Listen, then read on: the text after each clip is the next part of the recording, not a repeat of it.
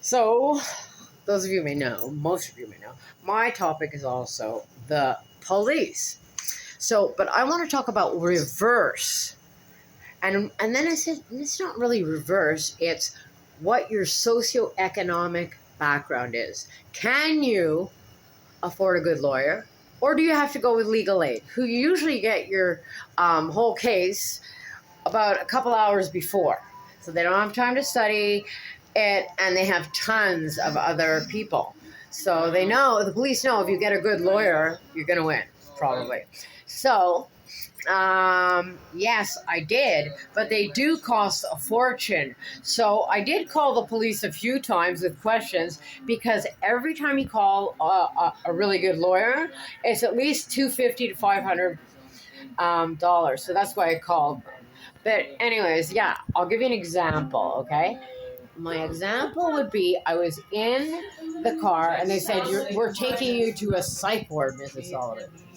And I was like, what's going on?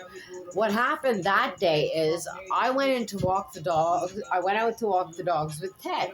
And then he said, oh, honey, you look cold.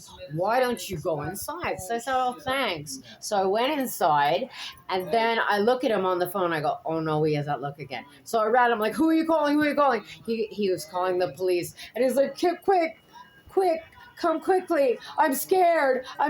She's crazy.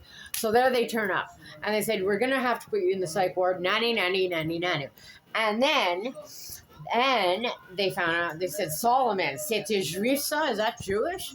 And I said, yes. And they said, well, the police of Montreal say you don't have to. So now they changed their tune. So it can reverse both ways. It's like a pendulum.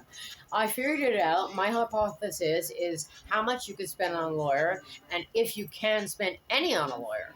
And legal aid, is it good enough for our people that are innocent? As you know, my story, innocent 4 times, and, treated as I was guilty. Anyways, so if you have your stories about the police and why you like or not like them, please let me know. And have a wonderful night. Be careful. And don't jaywalk, for heaven's sakes. You never know who's watching.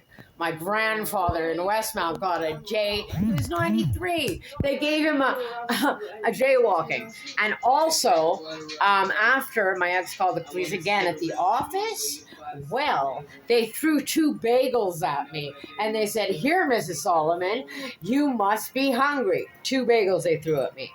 Another time at the pharmacy, they high-fived when they got me. So, I mean, you ask yourself, what's going on? And how come I had to go 3 days for something that never happened? I won't even go on. Let's just stop, and that's it. Give it to bits, Quebec, Canada, and have a wonderful, wonderful evening. But really, stay aware of the police. I do. But you can also call Ghostbusters. So that's it. Take care. Have a good night.